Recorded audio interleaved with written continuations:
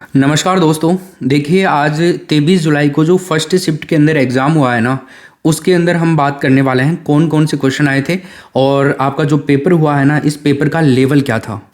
हाँ, अभी second shift वाले तो एग्ज़ाम दे रहे हैं जब मैं ये वीडियो अपलोड कर रहा हूँ। लेकिन देखो दोस्तों, आपको घबराने की ज़रूरत नहीं है। जो पेपर था ना, बहुत ही आसान था। अपन ने जो पढ़ा है ना, उससे बाहर कुछ भी नहीं गया है। एक बार आप क्वेश्चन तो देखो, आप करोगे सर अपने तो पूरा ही छपा है पिछले 10-15 दिन की कक्षाओं के अंदर ही।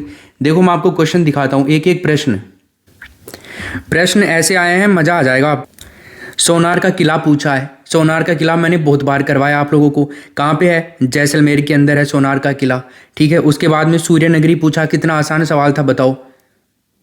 सूर्य नगरी जोधपुर को कहते हैं। इसके अलावा नमामि गंगे कार्यक्रम कब शुरू हुआ था? 2014 के अंदर हुआ था। ये प्रश्न भी आया था। फूलडोल महोत्सव शाहपुरा। इसके अलावा आपको पूछ रहे नमामि गंगे 2014 के अंदर, ये क्वेश्चन पूछा गया था, है ना। और सदैव शब्द का संधि विच्छेद पूछा। सदा प्लस एव होगा, दो मात्रा आ रही है। तो सोनार किला, जैसलमेर, सूर्य नगरी, जोधपुर, फूलडोल जो महोत्सव है शाहपुरा। इसके अलावा नमामि गंगे कार्यक्रम 2014 के अंदर शुरू हुआ। सदैव शब्द का संधि विच्छेद पूछ रहा था, सदा प्लस एव होगा। इसके अलावा रेबीज रोग का क्वेश्चन आया। किस रोग से प्लेट रोग कम होती है ना। प्लेट की जो काउंटिंग है, संख्या, वो कम हो जाती है। कौन सा रोग है वो? तो डेंगू आएगा उसमें आंसर। इसके अलावा लाचा गुजरी की गायों से संबंधित क्वेश्चन आया था। सूर्य के सबसे निकटतम ग्रह कौन सा है? ये तो 3-4 दिन पहले मैंने आपको करवाया था, तो वहां पे आपका आंसर आ जाएगा बुध। इसके अलावा देखिए कौन सा क्वेश्चन आया था। शिक्षण के घंटे कितने होते हैं? बताओ, मैंने आपको कितनी बार करवाया हुआ है शिक्षण के घंटे। शिक्षण के घंटे 45 होते हैं। कितनी बार करवा दिया था। आईक्यू का सूत्र किसने दिया था? टर्मन ने दिया था। एक एक चीज आपको बढ़िया तरीके से इसमें मैंने आपको बताई थी। और ये भी कौन सी, जो मैंने आपको 400 प्रश्न डाले थे ना सीडीपी वाले, उनको अभी भी मौका है, देख करके जाना भाई। जिसका एग्जाम नहीं हुआ है वो 400 प्रश्नों का मैराथन क्लास थी एक, उसको देख लेना। पूरा पेपर 400 प्रश्नों में से आया है ये।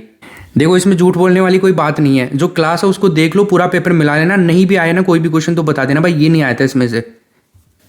सृजनात्मकता से संबंधित क्वेश्चन आया था, करवाया था मैंने। अभिसारी, अभिसारी चिंतन, ये ऑप्शन आए थे तो उसके अंदर अभिसारी हो जाएगा। इसके अलावा करिकुलम शब्द के बारे में भी क्वेश्चन आया था। और चैत्र शुक्ल त्रयोदशी कौन सा त्योहार मनाया जाता है? प्रक्षेपी परीक्षण से संबंधित क्वेश्चन आया था तो उसके अंदर TAT आएगा। ऑप्शन के अंदर TAT आपको मिला होगा उसमें। इसके अलावा प्रतिभाशाली जो बच्चा होता है ना, उसका IQ कितना होता है? देखो, मैंने उस क्लास के अंदर बहुत बढ़िया बताया था। 140 होता है प्रतिभाशाली बच्चे का IQ।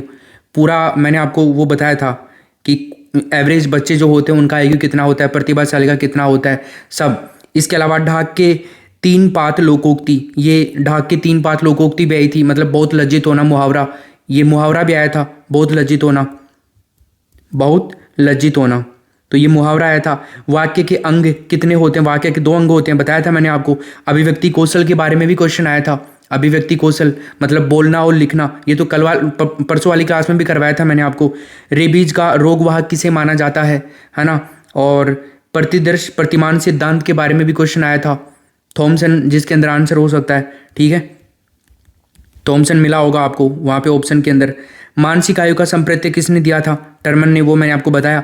आधुनिक हिंदी के जनक किसे कहा जाता है? राजस्थान का मैनचेस्टर, भीलवाड़ा, कई बार करवाया हुआ है। अंतस्थ व्यंजन, देखो आप कहते हैं ना सर अंतस्थ वगैरह व्यंजन भी ये नहीं आएंगे, ये प्रश्न भी आया। रबी की फसल के बारे में भी क्वेश्चन आया था। उसके अंदर ऑप्शन थे चावल, मूंगफली, सोयाबीन, अलसी। तो रबी की फसल के अंदर अलसी आंसर आ जाएगा। बहुत ये थोड़ा सा दिक्कत हो सकती है कि जिसने याद नहीं कर रखा हो, उसमें अलसी आएगा। कौन सी बचपन की विशेषता नहीं है? ऐसे पूछा था उसके अंदर। प्राक टोली अवस्था, प्रश्न पूछना, अनुकरण करना, खिलौनों से खेलना, ऐसे ये प्रश्न आया था। मतलब बचपन की विशेषता कौन सी नहीं है?